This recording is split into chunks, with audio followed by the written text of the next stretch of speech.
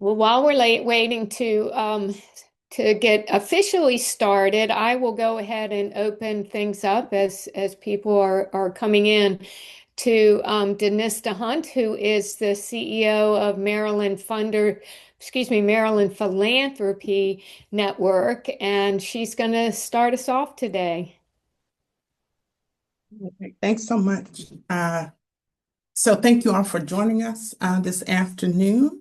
We have been working very closely in partnership with Virginia Funders Network in our regional work, and this is one of many ways in which we partnered together to bring members from Virginia side and the Maryland side together. We have been partnering with the Census Funders Collaborative to bring you this session today. And you might think, oh, it's 2026. Why are we talking about the census?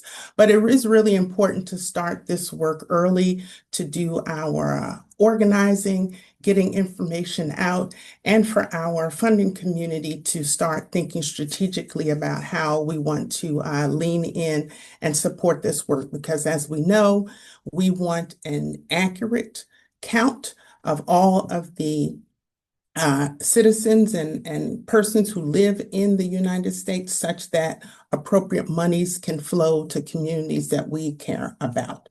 Because although philanthropic dollars can go far, we know when we partner with public dollars, we're able to do so much more. So I'm really looking forward to learning myself and hearing from our partners at the Census Funders Collaborative. We are going to start off by hearing from Jocelyn Bissonnette. She is the Deputy Director at the Census Funders Collaborative. I'm sure she'll tell you a little bit more about the collaborative and then get into details about the work of today. So thank you all again for being in partnership, and I'm going to turn it over to Jocelyn. Uh, Great. Thank you so much for that introduction. And thank you to both Maryland Philanthropy Network and Virginia Funders Network for hosting this really important conversation. I'm Jocelyn Bissonnette with the Census Funders Collaborative. We're a national funder collaborative with a pooled fund that was initially designed as a short-term campaign to help raise resources for the field and raise awareness within philanthropy about the importance of a fair and accurate count. And following the 2020 census, we decided to continue on based on recommendations from both our funder and field leader partners. So I'm going to share my screen because I've got some slides. And really, my part of the agenda today is to provide some grounding and framework for the next part of the presentation, which will focus more on what is happening locally and how all of you can be engaged. So I'm going to talk a little bit about why the census matters, why we need to start now, and then end with some resources about how to actually engage. Is everybody able to see the first slide? Okay, perfect. So we know that the census is a constitutional requirement. It's right there in the Constitution that we count every person that is living here every 10 years. And when we at the Census Collaborative and many of our partners talk about the census, what we mean is both the decennial census, which is the complete population count every 10 years, and the related American Community Survey, which is the ongoing, more detailed sample of the population that collects more detailed data about our nation's country. It tells us who we are and how we're changing. Some examples of how the ACS data are used and why they're critical are that they help determine the need for bilingual election materials, help us evaluate workforce diversification, and track the well-being of children and families. So we really see both of these components as a critical source of information for why funders should care about the work. An easy way to think about it is the 4Ds that you see here on your screen. The data, as I mentioned, the census is our national story bank. It helps us tell us who we are, how we're changing, whether or not we're addressing community needs effectively. And so we need accurate data in order to be able to, in order for us and the government and the private sector and our nonprofit partners to be able to do their work effectively. Districts. Census data are the basis for political representation for a decade. The data inform the distribution of House seats among the states, as well as legislative boundaries at all levels. And so without an accurate count, we know that fair maps and political representation are at risk. There's a lot of money on the line. Census and ACS data inform the distribution of more than $2 trillion annually to states and localities. I'll say a bit more about that in detail in a moment. And then finally, decisions. In order to make sound decisions, we need accurate data, we need fair representation, we need an equitable allocation of resources to improve our communities. So to put it a little bit more concretely in terms of the resources that are at stake, this is from an analysis that we funded. I can share state fact sheets as a follow-up. But for the District of Columbia, $8.2 billion annually, and you can see more specifically what that looks like for a handful of programs. This is what it looks like for Maryland. $49.1 billion annually are informed by census and ACS data. And then finally, Virginia, $54.2 billion annually that goes to the state are informed by census and ACS data. Want to also, we're going to talk in more detail about the work that happened in the last cycle, but want to say broadly that we know our work made a difference. Nationally, we helped to raise and leverage more than $200 million for both national and community-based organizations across the country. Census organizing helped organizations build infrastructure, strengthen and diversify their coalitions. We worked collectively to stop a citizenship question and adapt during unprecedented circumstances. And we know that our work made a difference in preventing what could have been a worse undercount. And to put a finer point on why funders should care, it's the Census Bureau's job to count everybody once in one place. And unfortunately, there are communities that the Census Bureau persistently misses. It could be lack of awareness. It could be lack of trust. That is very present at the moment, and we'll talk a little bit more about what that means for the work that is happening now. But there are particular communities that historically and persistently are missed in the census. Those include communities of color, low-income households, immigrants, people with disabilities and limited English proficiency, and young children. Two specific examples from the 2020 census. American Indians and Alaska Natives living on reservations were missed at a rate of 5.6%. And there was an analysis that was released last year that showed that 1 in 15 young Black children were missed. And so this has real consequences for all of our work for the next decade. I wanted to dig into the regional 2020 results a bit more. And that is to say that in 2020, the national self-response rate was 67%. And the reason why we focus so much on self-response is because we know, the Census Bureau knows, that the most accurate data we get about people is the data that they report on themselves. And so self-response is really the gold standard in terms of all of the different ways in which we seek participation and collect information in the census. And so you can see from this map that the overall rate for DC is 64%, but you can see in the lighter yellow and orange colors that we're not counting equally. There are pockets that are overcounted and pockets that are undercounted.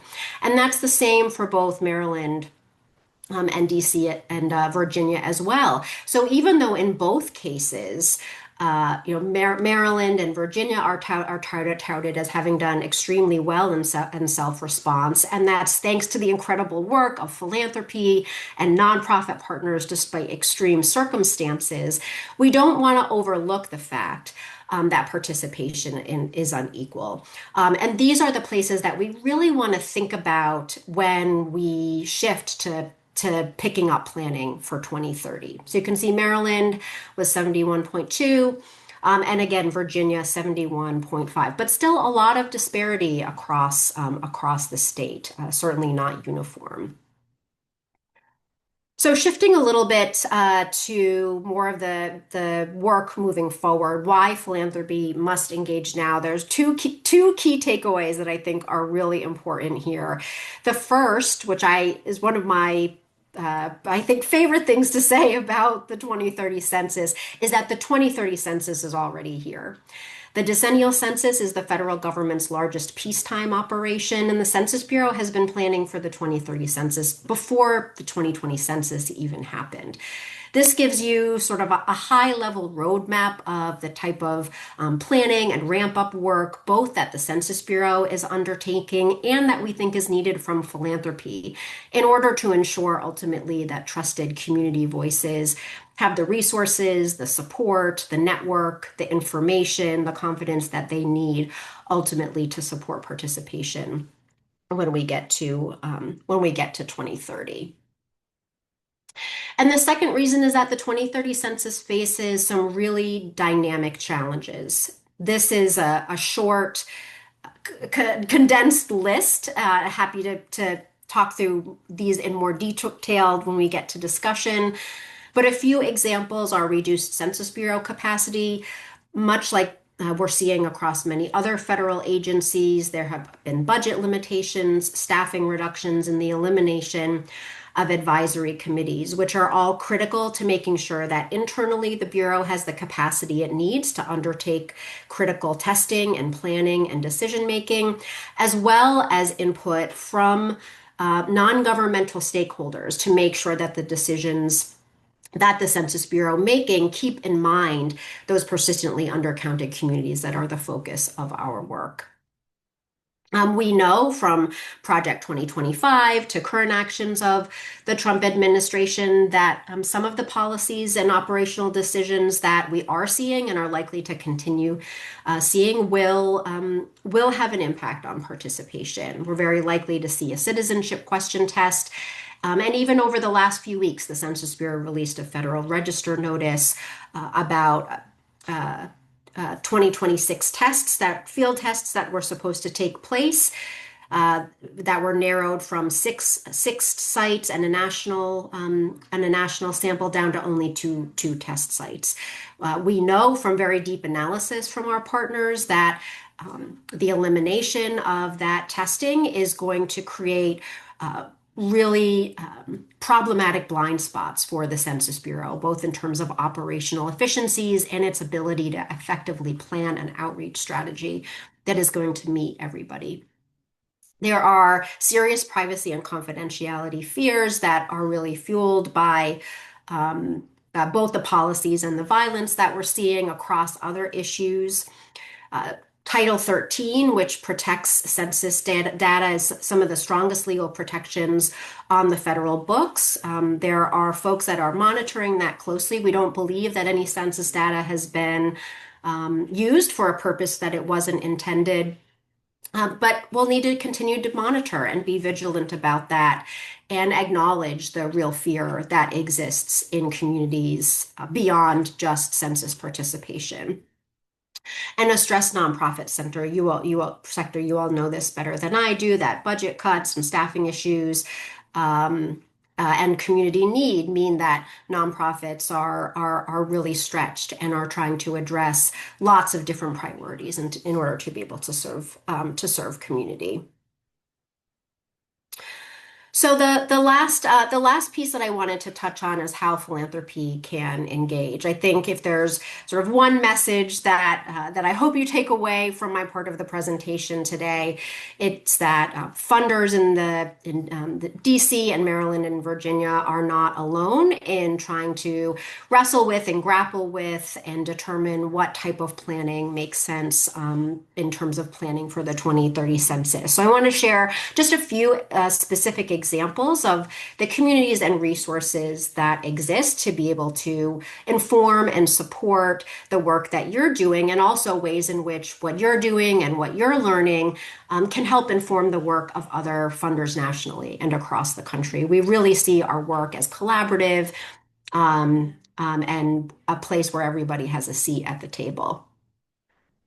So this is an overview of the census collaborative infrastructure that we stood up in advance of the 2020 cycle and are continuing to support. So you can see philanthropy in the bottom left. We manage a pooled fund, a national pooled fund where we provide support to both national and organizations and state-based coalitions. We also do a lot around aligned funding. We're supporting the Funders Committee for Civic Participation and the United Philanthropy Forum to also support funder engagement around the census. We support a national infrastructure of organizations that are engaging around policy and advocacy and research, as well as census experts who are thinking about what the strategy needs to be around anything from litigation to census data quality. And this is a map of like what all of you are doing, funders across in states across the country who are coming together to have early conversations about what census planning and organizing needs to look like within their state and community. We know there's not going to be a one-size-fits-all approach to supporting the ramp up of census work. Every state philanthropic landscape looks different. The policy and political landscape looks different. The nonprofit sector looks different. But we know there's a lot that we can learn from each other. And so part of what we see our role is helping to build this community of state-based funders across the country. Kiki Jameson, who is our lead consultant on this part of the work, is here today. She'll be joining in the Q&A part of the discussion with me. I know she's been played a role in helping to support this event and can also share lots of insights about what she's been hearing from state and community-based funders across the country that are also coming together to identify what are the next steps in terms of planning needs.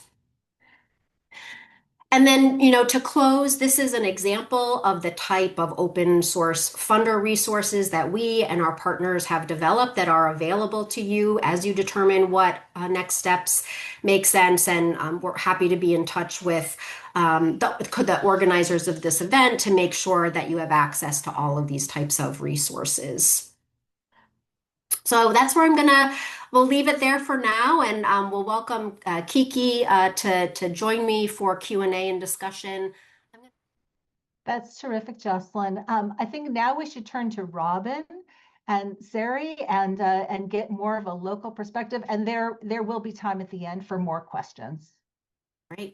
Great. All right. Well, thank you so much for that overview. Very helpful. And I think as you were looking at the statistics of what happened in 2020, you probably had the sense also that there were many hands involved in getting to those statistics, including foundations and nonprofits and others, including the government at state and local levels. And we know that 6 years ago, the 2020 census, that our members, both in Virginia and in Maryland, as well as our nonprofit partners in both of our states, were very involved in local census activities. So we're really delighted today to have one of our local members here in Northern Virginia to talk about what happened in 2020, the role that they played, and what learnings they had as a result of that experience. So I'm really delighted that we have a speaker, Sari Raskin, who's able to join us today. She's from the Community Foundation for Northern Virginia. And Sari is the Vice President of Grants and Community Leadership at the Community Foundation. And she directs not only the grants program and the scholarship process there, but also directs the Community Foundation's community engagement and leadership role, including convening leaders across sectors in our Northern Virginia area. And I think you'll hear, as you hear her talk a little bit, how she played that role across the Northern Virginia area and the five areas up north here. So we'll put her bio in the chat. But the last thing I'll say is that Sari is a wonderful colleague, and I'm delighted to be involved locally with the Community Foundation for Northern Virginia, and we're delighted that she's able to be here with us today. So Sari, thanks so much, and I'll turn it over to you to tell us what happened in 2020. Excellent. Thank you, Robin. And I have a few slides I'd love to include. I think Angie's helping me with this. Yeah, excellent. Okay, so hi everyone. We embarked on in the census work because we all know as funders that funding can only go so far, that there has to be that government funding, of course, is vital, and the connection between data and who is in our communities really impacts the amount of funding that we have in our communities. And we realize that, we always talk about government and how we partner with government, but that philanthropy really cannot solve all these problems, that we really have to work together and collaborate. And so we also recognize as a community foundation that we have a unique role and a unique position within a community, that we have relationships with private sector, with other funders, with government electeds, and also in people who are working within government. And of course, most importantly, we've built relationships with the nonprofit community. We've developed trusting relationships and that they see us hopefully as a partner in their work. So for all of those reasons, and I'll just quickly mention one other thing, which is that the Community Foundation engaged in many community leadership efforts through the years. And we just saw this as another opportunity to actually build some action around the census that was coming. And we hired someone December of 2018, I think it was, right? And then we had someone basically for 18 months. We hired a staff person. We found a funder who was really committed to a donor funder who was really committed to this issue. We educated the donor about the value of engaging in this work. It was very unusual for us to do this work, right? But we felt that we had this unique role and opportunity, and so we took advantage of it. And we educated our donors about this, and they got excited about it. And we're really proud that the Community Foundation stood up and did this work. So that is what led to hiring someone and then running a program that we called Count the Region, leading up to the 2020 census. So what we did, okay, thank you. So how we basically, as I said earlier, we talked about to our donors about the importance of the census. Most people, by the way, including myself, did not realize how important it was to complete the census. And I became, as many of you, became a cheerleader for this effort and around data and how this is really important. If we don't get it right, it could be very problematic for the long term. And I think that was a whole educational opportunity for our donors even, right? So it was our donors, but it was also the full community. And then also we recognized that 172,000 households in Northern Virginia were being undercounted due to language barriers and information barriers, right? Fear, but also language. And again, that trust piece is huge. So we saw ourselves having an opportunity because we wanted to reduce that number of people who were undercounted so that we could, yes, we want to have more people who normally would not have completed it to complete it, right? And then also, again, the community outreach piece. What we realized was that we could partner with government and produce awareness and education materials. So that's one thing that we could bring to the table, right? We have a communication staff at the Community Foundation. We could develop materials and then partner with Census. And it was wonderful, by the way, throughout the whole process to work with Census Bureau staff because they don't have necessarily access to some of the things that we did. And so we offered them an additional kind of tool in their toolbox to promote the census and to educate the community in a way that maybe they could, but we could help them a little bit more. And that was what was proven, and we were thanked over and over again. And by the way, the staffing through the Census Bureau changed periodically, unfortunately, during the time that we worked with them. That happens, right? But we were consistent during that 18-month period, and that was great as well.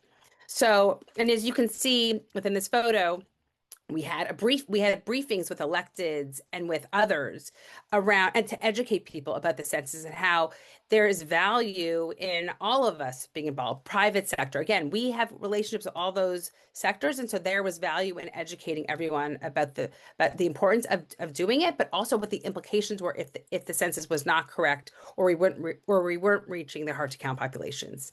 And then finally, of course, it's a civic duty to complete the census, and I think there are many people who may ignore filling out the census, honestly, because they're not really realizing the importance of it. And again, as I mentioned earlier, I never even realized the value until I got engaged in this work. And I think that in itself is something that we realize through the process. It's our civic responsibility to do it, and that it's important for the Community Foundation to educate people about that. So what we did, so basically there's a model around the census work to create complete count committees. So we created the Northern Virginia Complete Count Committee. Truth, we had aspirations of having, as I mentioned, all those different sectors that we work with all together within this committee. It didn't exactly work out that way, and I'll talk a little bit more about that in lessons learned. But what we did do was that there was regional coordination around education and communication. So we really put out information to all of the groups that are stated here. So government, staff, nonprofits, everyone was hearing about about the value of the census and what they could do to communicate to their constituents or clients about the census. And in Spanish and in English, that was one of the things actually that we did. We helped translate some material so it was a little bit more accessible. And the idea was that these communications and multiple ways, I think there were even videos. So we did a variety of social media posts, but then also written materials. It was really a thoughtful communication strategy so that we could meet people where they were. And finally, as I just said earlier, the Complete Count Committee, we had, I think, had high hopes of, government, private sector, everyone being in the same room. In the end of the day, I think what we were able to do was that we had a complete count committee that was made up of a diverse group, but it wasn't so strong. What ended up being the winner, honestly, was that the jurisdictions historically had not talked to each other in previous censuses. And so what the beautiful thing that we did was we reached out to all the jurisdictions. We figured out who the staff people were in each of those jurisdictions. Normally, they worked in silos and they weren't communicating with each other, and they felt isolated in many ways.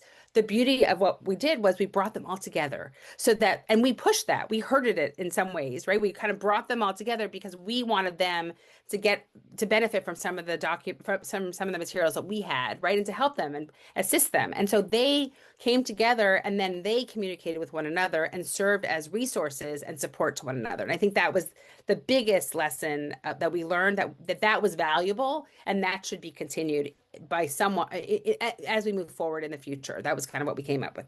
And then finally, we went in front of ourselves, but then also we brought the Census Bureau staff in front of different groups to educate people about the census and what the timeline was and how they could actually get people engaged and really figure out ways to bring people together, meet them where they are, but have them complete the census in time, and and also create awareness around April 1st, right? Create awareness around what that census day, and make sure that people knew that it was coming up and what they should do to prepare so that they were ready and that they could complete the information.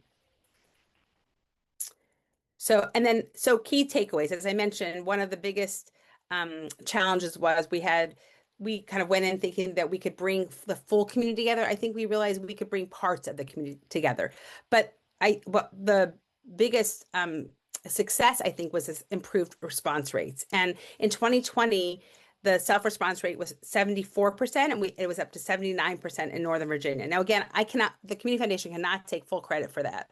It was a combination of so many things, but the fact that there was that the self-response rate increased was a huge success for us. And we felt really good about that. So that just demonstrates that engagement in community makes a difference. And there was no question about that.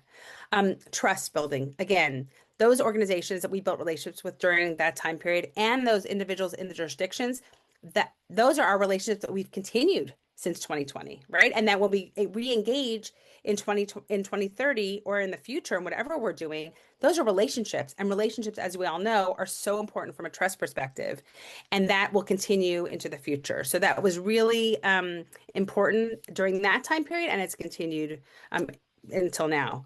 And then finally, again, as I mentioned, we had access to and the ability to really create communication materials, and that was key. And we were able to help the nonprofits, but also help the Census Bureau continue to get the information out into community. And again, hopefully, and oh, actually, and as I was saying, just the relationships that we did have continued to help us with opportunities for resource sharing, but also collaborative work together with the jurisdictions, with nonprofits that we engage with our funders, with some of the private sector entities. I'll just quickly say that we have a chair of our complete count committee, or two chairs actually, and they were two private sector business owners in the community. So we had a connection to the Chamber of Commerce as well. So at least that community was also becoming aware of the value and the importance of the census as well.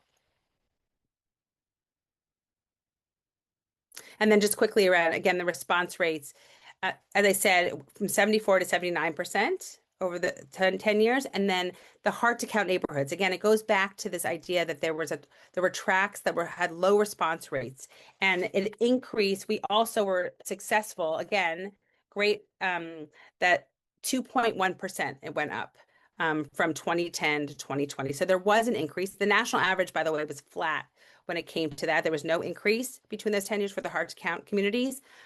So again, it was really, we saw the benefits, and where there was opportunity, we took advantage of it, and then we saw the benefits of our engagement in the work.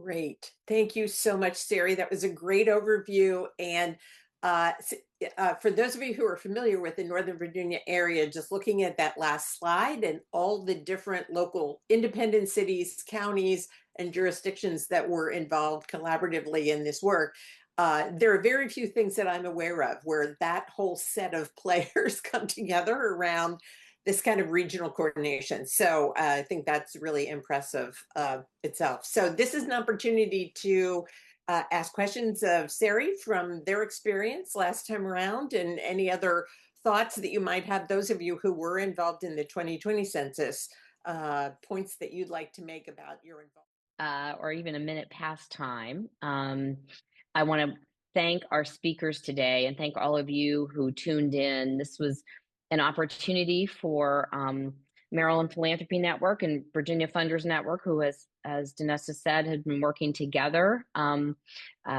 the last almost two years now, I think, at least, to share information jointly about the important work and how the funding community can become engaged. And so we want to hear from you if you'd like to continue these conversations. This was sort of our first foray in sharing information. Thanks, Sari, so much for sharing the work that they did, the Community Foundation of Northern Virginia and the Northern Virginia region. I think that was a really good example of how a funder can get engaged and lots of different ways, right? Not just with your dollars, but also with your convening power and your and the relationships that you as funders have with the nonprofit community. So I think we would love to hear from you if you would like to stay engaged in this as we learn together and learn more information. And thank you for coming today.